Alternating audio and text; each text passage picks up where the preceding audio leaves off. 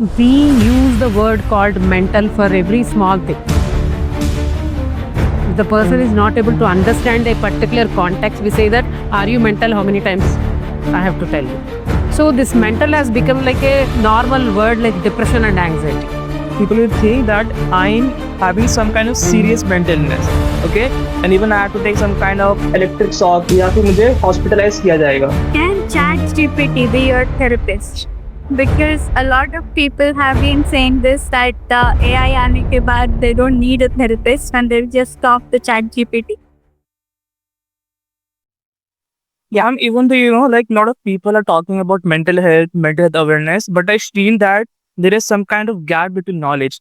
Like बहुत सारे लोग myths carry करते हैं. Like people think कि किसको therapy लेनी चाहिए, किसको counseling लेनी चाहिए. You don't know how counseling sessions look like. So I would like to start from very basic questions. Who are counselors and what are their roles? Counselor is also a mental health professional who take care of the normal population. There are two types of psychologists. One is a counselor who has their MSc or MA PG degree, which is given by a university. They can continue their career as counselors. The second category is the psychologist who got their clinical psychology ka MPhil, who are being licensed from Government of India, who are authorized to do counseling as well as the psychotherapists. Psychotherapy is entirely different from counseling. Counseling people may not have the skills of identifying the mental disorders or diseases. But the clinical psychologists are being well trained to identify the psychological disorders as well as the diseases. So they also know how to manage with these things. Counselors have the basic knowledge of how the brain and behavior works. This is the difference. Okay.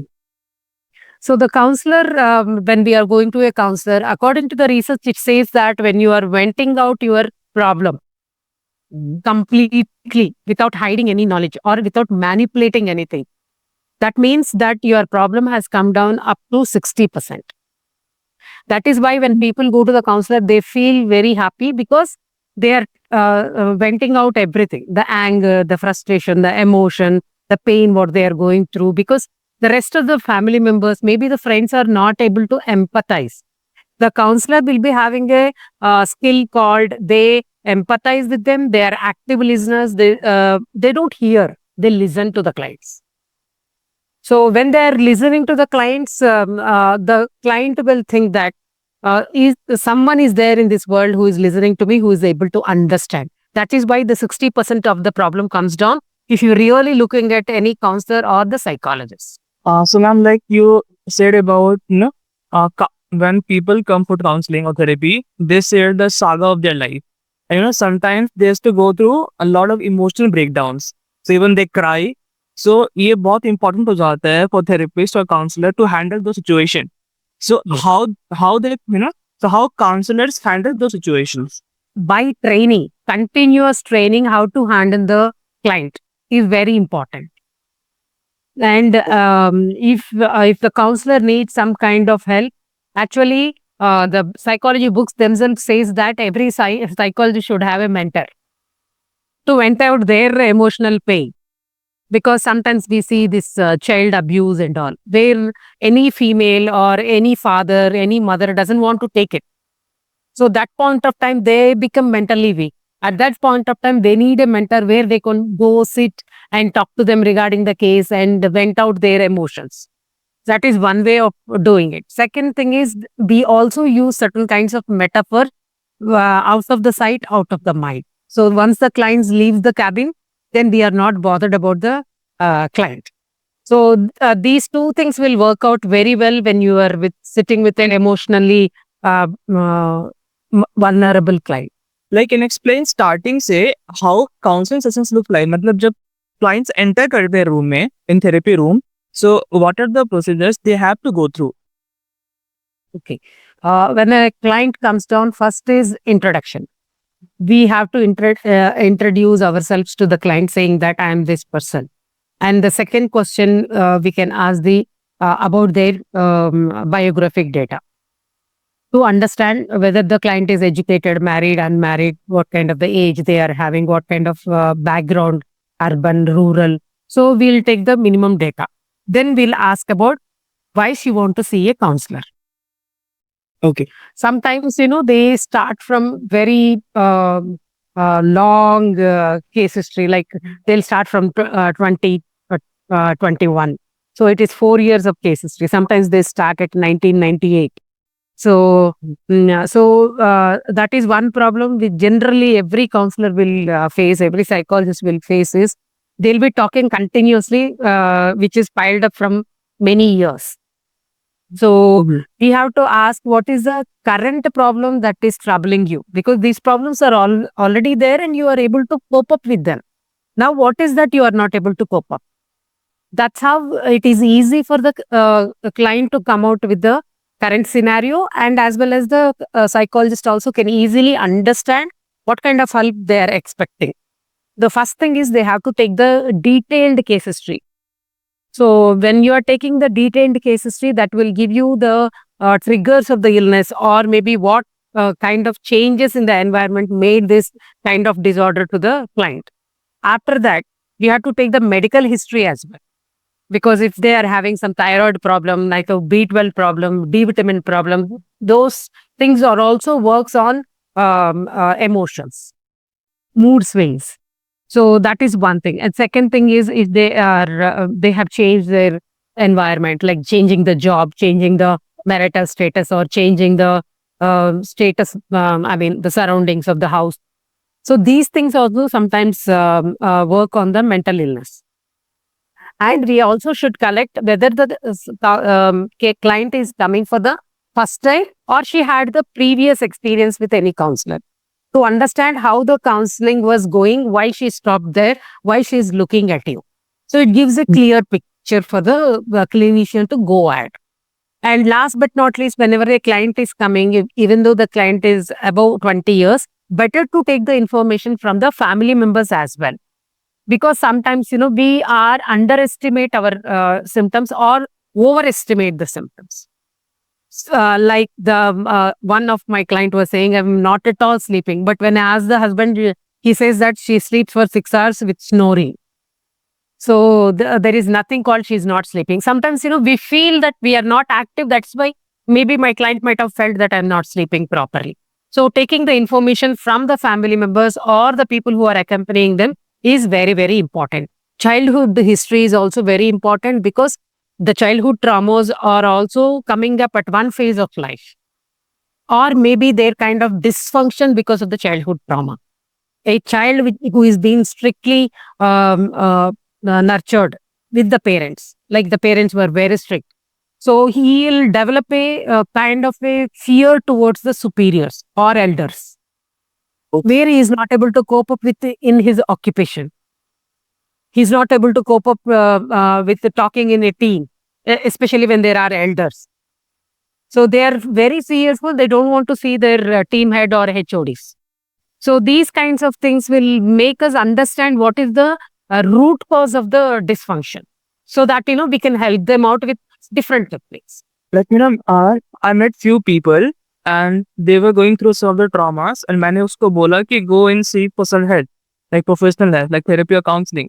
So they were saying me कि नहीं यार, if I will go, then people will think that I'm having some kind of serious mental illness, okay? And even I had to take some kind of electric shock वगैरह, या फिर मुझे hospitalize किया जाएगा. So there are a lot of stereotypes regarding mental health. So why it is so, and why people in India are not, can't understand that ये सब नहीं है. Mental illness is more about hospitalization and stereotypes like shock देना वगैरह. So India में क्यों है, and what are the things it's important to address? Okay. The first thing is the stigma is mainly because of the media, which is showing this mental illness means you will be out of your mind and you will be doing some crazy things like tearing the clothes, and you'll look very shabby, or you will be very aggressive, or you are not functional. That is what the stigma which is being spread with the movies and as well as the media. Exactly. And for every small thing, we use the word called mental for every small thing.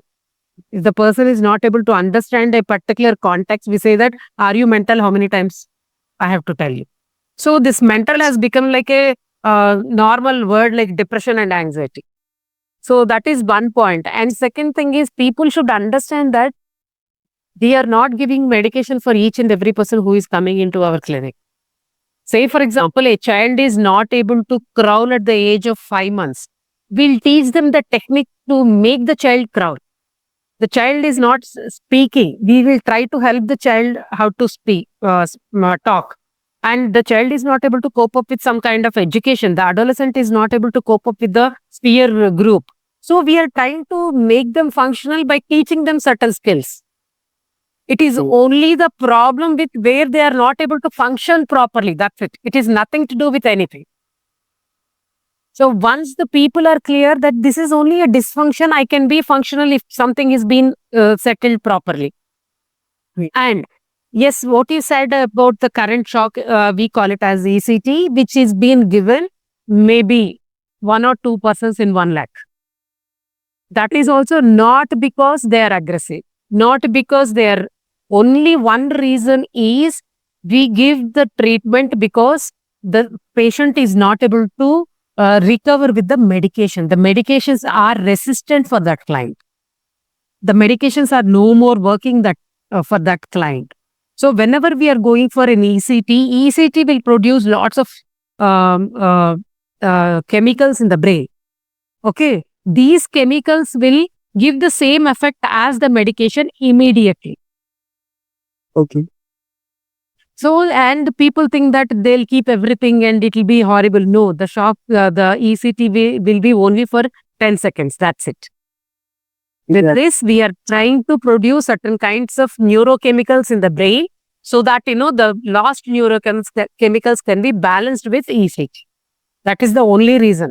Nothing like we are going to punish and they are going to forget everything after the ECT. It won't happen. It's just a small procedure which will take hardly 10 seconds and the client can go away from the clinic after 1 or 2 hours. These 2 hours also we want to make them to come with the reality. Because of the shock, sometimes, they want to sleep or they feel very tired. So we keep them for 1.5 hours, then we send them. So there is nothing like this. So once we forget these words like mental, pagal, kind of words, if we delete from our regular things, then automatically we can cope up with this cyclone. As you said, Shivam, previously there were no clients. When I started my practice in 2012 and 13, I used to see weekly 1 client. These days I'm seeing 10 clients a day. So slowly that is also increasing. And even we need the support of the media and movies saying that if you go to a counselor, your dysfunction will come down, you'll feel better. That is what the media has to tell. That is what the podcast has to tell. That is what the movies has to show. Then only it will reach to the uneducated population as well. Exactly. The educated population, for everything you will Google. That is also one stigma what we are getting. If I Google that I'm having a itching in on my right hand side of nose, then it will say you are having cancer. For everything, Google will say you have a cancer. Same way, the mental illnesses are also showing the extreme part of it. Instead of Googling it, you can just go to a counselor or a psychologist and see what is wrong with you, where you are going wrong, whether you have to change or the environment has to be changed. Man, it grabbed my attention. It grabbed my interest in one thing. You talked about coping mechanism, right? So, I don't take any counseling session, but I've heard that counselor do ask some questions and they give some tasks to do, right? But कभी-कभी क्या होता है ना, like clients don't follow their instructions. वो बस आते हैं, they don't take seriously. So, what are the importance of those tasks या questions which counselor is asking them? So why clients won't do their task? Let us talk about it. There are 2 types of clients. One client is intrinsic, the other client is eccentric. Eccentric client is, for example, today I have to attend an exam. I have to attend a interview. So what I have to do, if I am intrinsic client or intrinsic person, then I sit, I study or I'll prepare for it. Eccentric is, where every time other people are pushing you to do certain things. So if the client has come with the force of the other family members or friends, then they are not interested in taking the help of a counselor. If it comes from their own mind, then they'll take care of it. If they are not doing what have to do, then there is another procedure of a motivational interview. We'll interview in such a way that why you don't want to do it. Do you feel it as a dysfunction or not? This is what we are trying to give them an insight. We first Mm. try to build an insight if the client is not coping up with the therapy or the homeworks what we have given.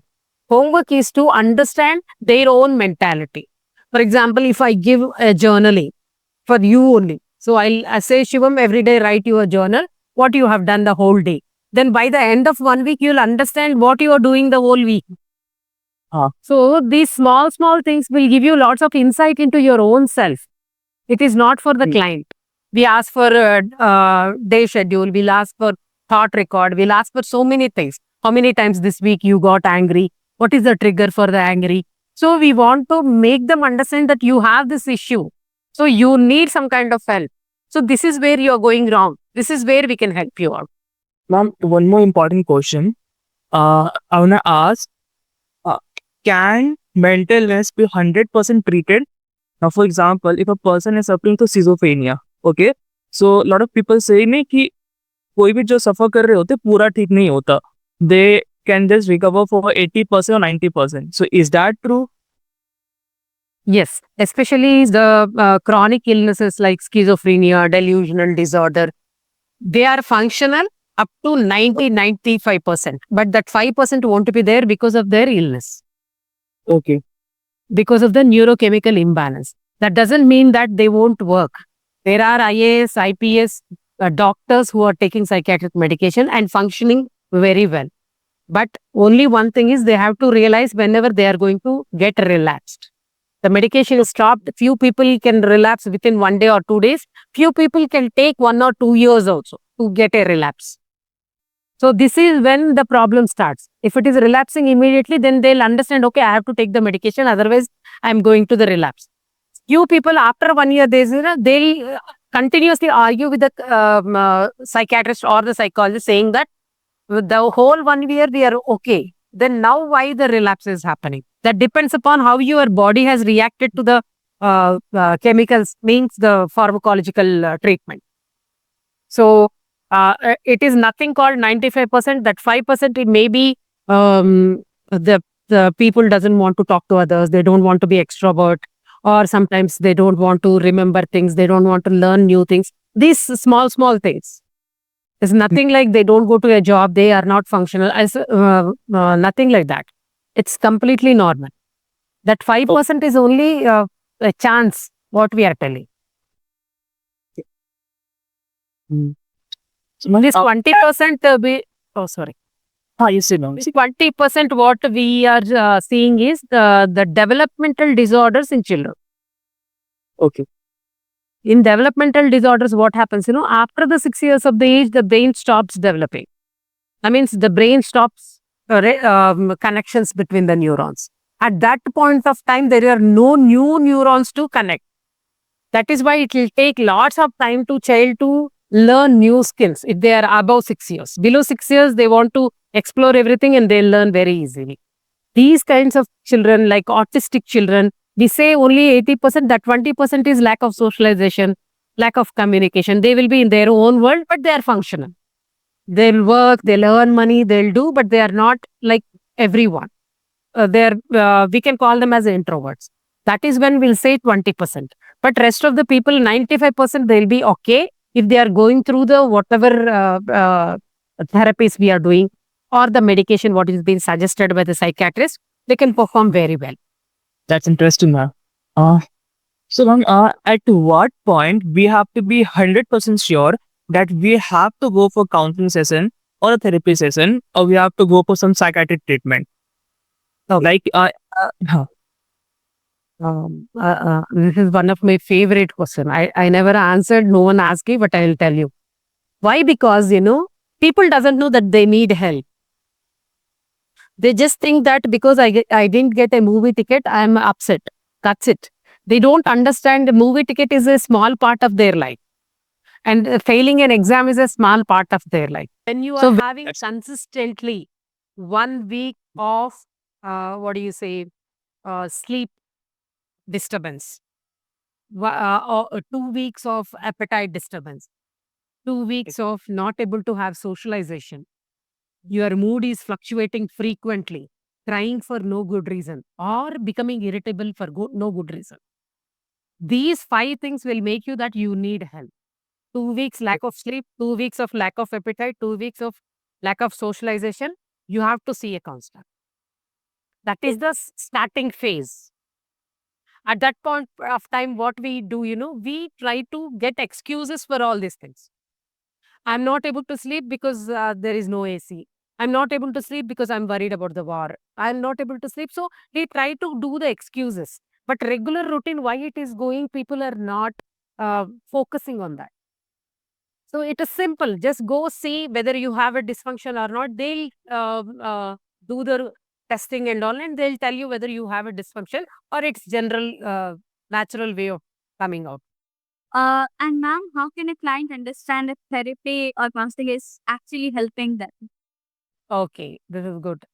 Okay, when the client comes that, if the client says that I have issues with public speaking, then I'll ask them to mark in a number scale, 0 to 10, how much you are worried. So they'll say, no, the point, 5 points, 6 points. Then I'll ask, what is that 5 points of confidence you have? First, we'll start with the positive thing, not with the negative thing. Okay, once they say that this 5 points is this, then I'll ask, what is that 5 is missing? Yes. So then they'll get that insight saying that, okay, this is what I am missing. This is what the client also understands. I mean, the therapist also understands, and they'll make them to cope up with this. So that is after the first session, second session, when they come, we'll ask to rate on the same scale. Now tell me in 0 to 10 scale how much you are confident. The client may say 8, the client may say 6, or maybe sometimes 5 also. Okay, that is how we if an uneducated person, will talk about the rupees. In 10 rupees, how much pain you are feeling. 5 rupees, 6 rupees. So that it is easy for them to understand. Yeah. And ma'am, how can a client trust the counselor with the confidentiality? Like a lot of clients are also worried about this. That what if the therapist or the counselor makes fun of them or shares their problem with someone else? How can they trust? How can they know if this counselor therapist is trustworthy? Okay. So the first thing is, whenever you are being trained as a psychologist, the first thing what they teach is confidentiality. As I told you, we are seeing lots of cases every day. See, we don't remember also. And third thing is how you are having an eye contact with them, how you are actively listening to them, how empathetic you are to them. These all things makes the client to trust you. That is what we call it as rapport building. Once the rapport is built properly, then the client will trust the therapist. Or the therapist should build that trust by not revealing anything. For example, a child who is 22, the child is 22 years and she is venting out something very personal to a therapist, then the therapist should ask the permission of the client, saying that, can I talk to your mother? Can I share this to your mother? If the client says yes, share, then I can share. If she says no, then I'm not sharing. If the client is still not trusting me, then I'll say, I'll talk to your mother in front of you. So what all the support system that a client should have, will tell the mother, see, your daughter is feeling low mood, so you have to take care. Just give her a hug or sit with her and have your breakfast. This is how we are trying to create that support system without revealing what is going with the client. Then once you do this, the trust will be there forever. Yes. Okay, so another question is like, what is the most effective therapeutic technique or the most used one? Okay. So this is a very critical question because there are a number of therapeutic techniques every day coming on online. Okay, all the therapeutic techniques are being developed by the Western countries. And in Western countries, they treat the therapist as God. They'll pay for you for 20 sittings, 30 sittings at a time. Here, in the Indian scenario, we don't have patients to go for 30 sittings. And as we all know, the traffic and the appointments going here and there are lots of chaos happening. So the therapists are not coming for more than 4, 5 sittings. So what I have done personally is I have clubbed 2, 3 techniques, therapeutic techniques, and created my own kind of dish. Okay, if you have depression, so this tool has to be used for this. This tool is useful for this. This behavior therapeutic technique tool is helpful here. This CBT technique is helpful here. This insight building is helpful here. That is how we, with practice, will learn what kind of techniques are helping them instead of following the same old procedural CBT. Because once you give a homework in US, they'll follow it like ritualistically. That kind of complaints we see very less because of lack of time or because of lack of interest, so many things. So instead of that, people want a quick solution also these days because they don't have time and patience. And every therapeutic technique has their own disadvantages. So we cannot completely, for example, if we are treating a depression patient with CBT, this won't work with other patients. This won't work with some other illnesses. So one technique we can't have a complete holistic treatment plan. So we have to club 2, 3 techniques. Then only the outcome will be very good. Yeah, and like, what is a healthy relationship between a client and a psychologist? Like, how can you maintain a professional relationship and not cross any boundaries for both the clients and psychologists? Okay. So the first thing is the client will share everything with the counselor or the psychologist. So the psychologist should not take advantage of all this. Should not accept any kinds of gifts. Should not accept any kind of personal talks.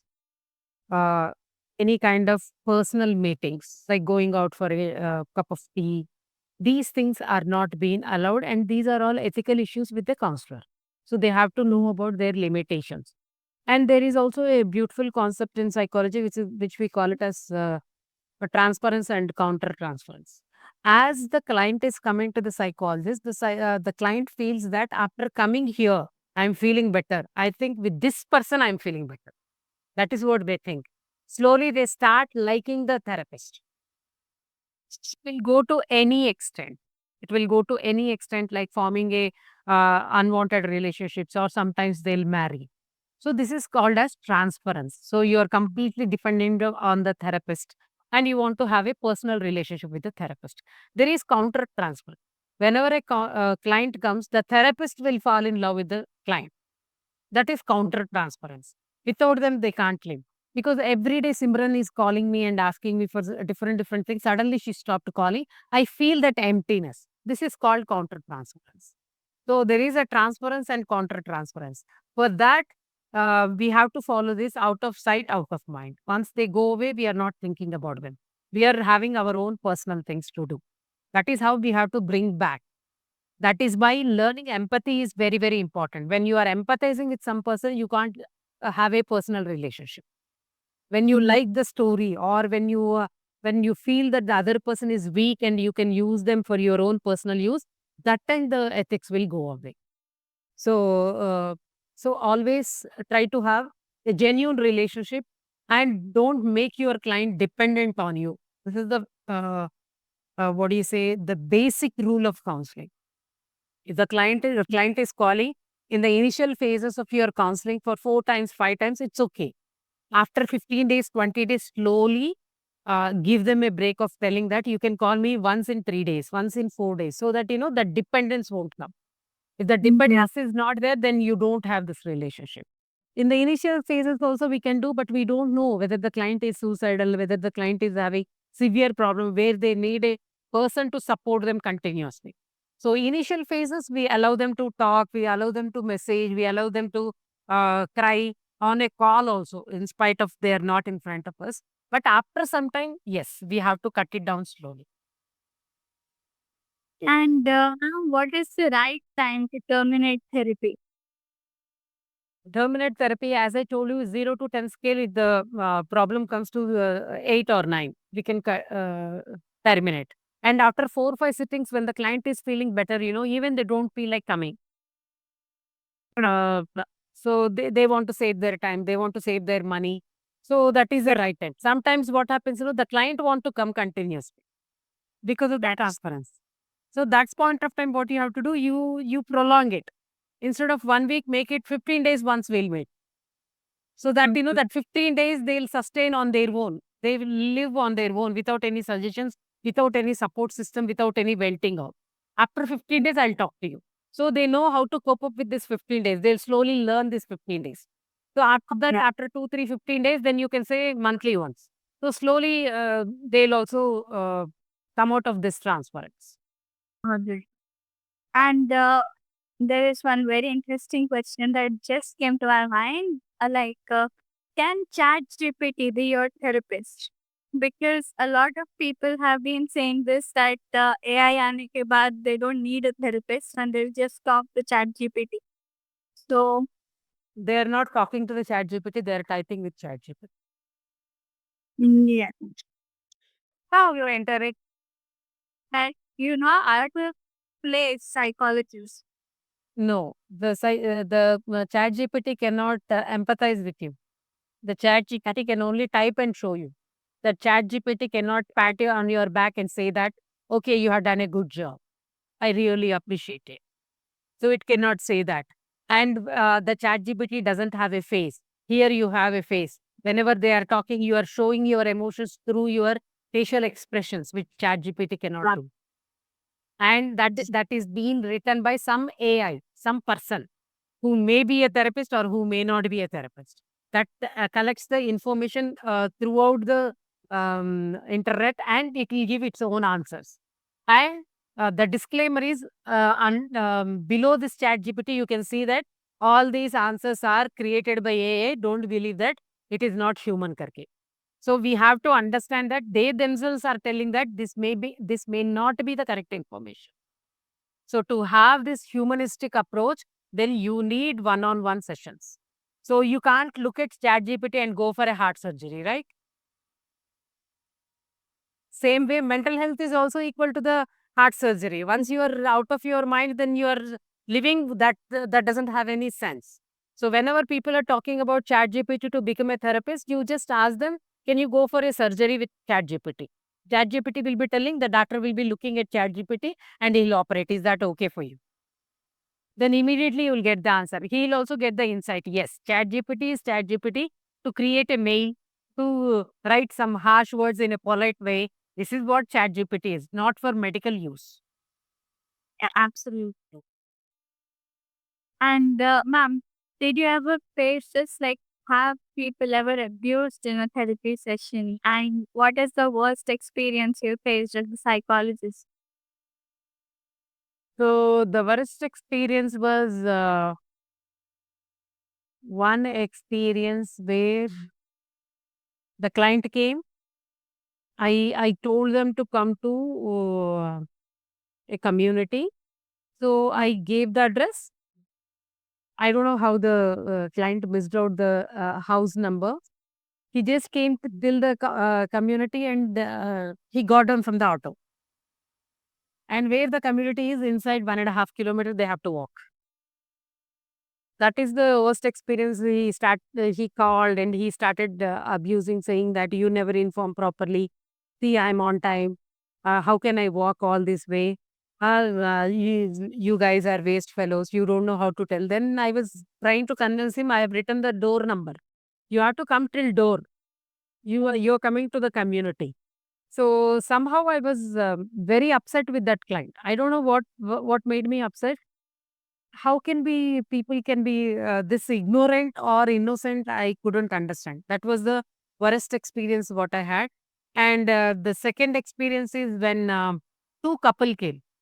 I mean, the couple has come. I was talking to the female. because we have eye contact very easily with a female, the gender difference.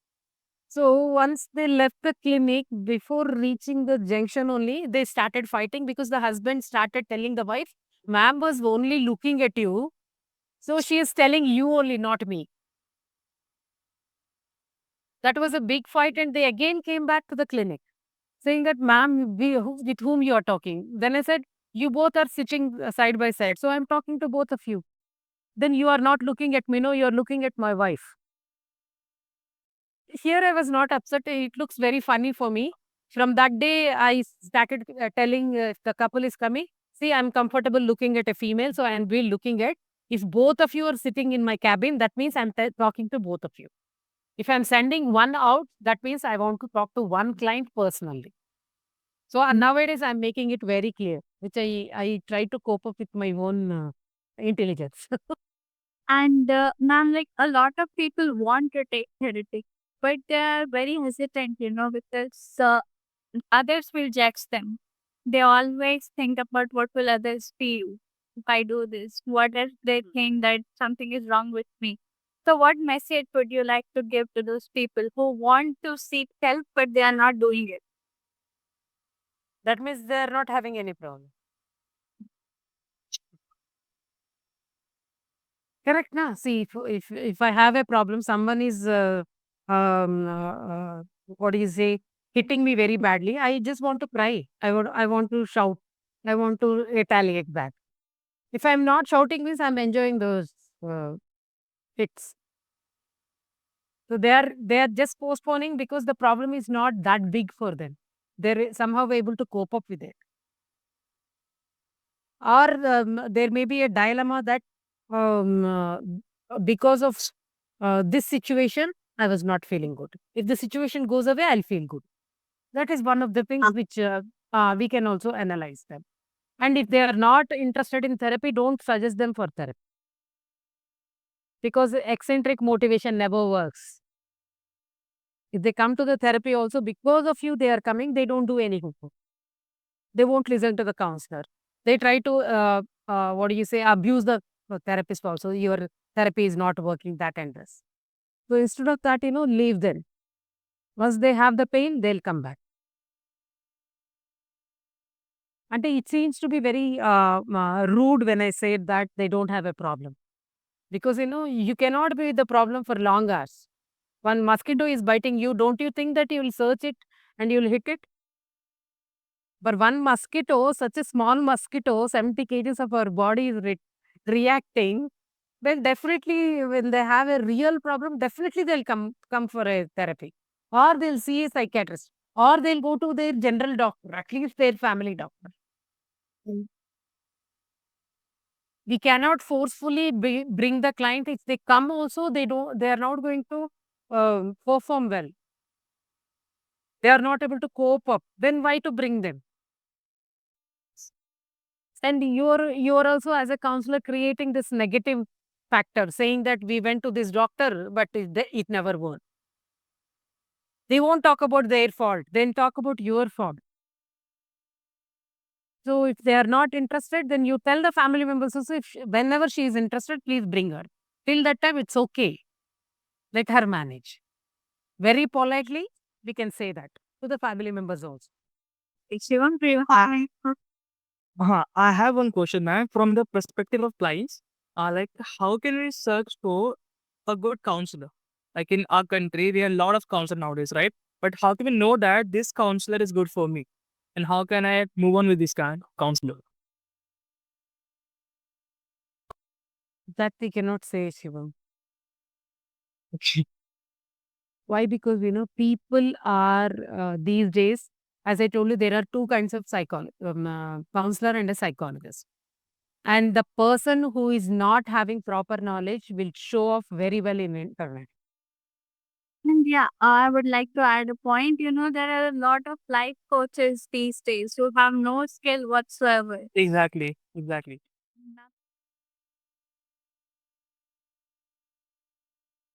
Show off in online, they don't have skills. Every parenting coach, Then look at them. What is parenting coach? You have to talk about the psychological disorders of a child. You are talking to the parent. You are making a parent self-sufficient. When you don't know about the disorders, what are you going to become? Teach the parents. So with the internet, we cannot identify any good or bad. Just look at their what do you say, the qualifications, what they have earned, what kind of skills they are having. If it is mouth to mouth reference, that will be very good.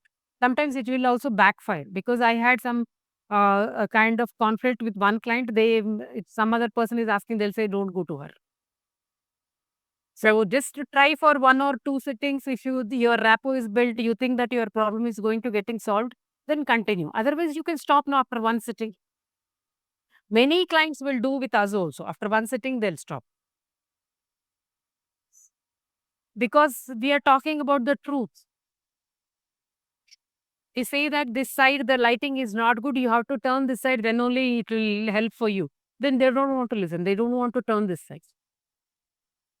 Sometimes, clients also come for, what do you say, justification of their decisions. Whatever they are thinking, whether it is correct or wrong. If I am saying wrong, then I am a bad therapist. If I am saying right, then I am a good therapist. Even though there is no therapy, I am in relationship with a boy. Do you want me to continue with this boy or not? I don't want to give property to my wife. Is it a right decision or not? People are approaching the psychologist for their personal decisions. If we are agreeing with the decisions, then we are good therapists. Otherwise, we are bad therapists. We have seen so many cases like that. After first sitting, they never turn up. Because we are for them or we are against them. Whatever they think, they want a justification that we are thinking correctly. Psychologist also told the same thing. That is how they want to satisfy their guilt. So then how do you handle those things? If they are coming for help, then we can easily identify them. Okay. Because whenever the therapist is talking to them, they'll try to listen. They don't interrupt, as well as they don't put upon their point again and again and again. Or they won't question you again and again. I think, do you think this is wrong? Do you think my decision is wrong? Do you think? So this makes us understand that this person is not interested. He is only interested in his own thoughts. And sometimes I'll also be very clear, saying that for every solution you have a problem, then there are no solutions in the world. That is a clear-cut sentence, what I say. Yeah. Because they think that there is no solution. Then why are you coming to the psychologist? Exactly. And sometimes they want A and B at a time, which is not possible at all. One person is cheated upon me. I want to punish him, but I don't want to get rid of the relationship. How is it possible? So these kinds of things also makes us very. So what we'll tell, go home, write down why do you want to be with this person? Why do you want to get rid of this person? If you want to punish, well, how do you want to punish? What is the outcome of the punishment? So that is why homework is very important, because they'll sit idle, they'll try to think and they'll write it down. In a session, you can't sit and close your eyes and think about it. How long you want to think? Oh, the 1 week's time is not equal to 1 hour time. So we'll give them 1 week of homework. Go, do the homework. Let me know what it is. Then I'll try to help you out, whatever you decide. That is rapport building word. Whatever you decide, I'll try to help you out. Because you are indecisive, I'm not able to help you out. I just want to know the outcome. What is that outcome you are expecting from your acts to that person or this situation? That is how we can build the the rapport, or we can make them understand what is going wrong. Yes, ma'am. So I'm done with my question, and I got a lot of new perspective, and it was amazing for me. It was amazing for me. It's always amazing with map. Thanks so much.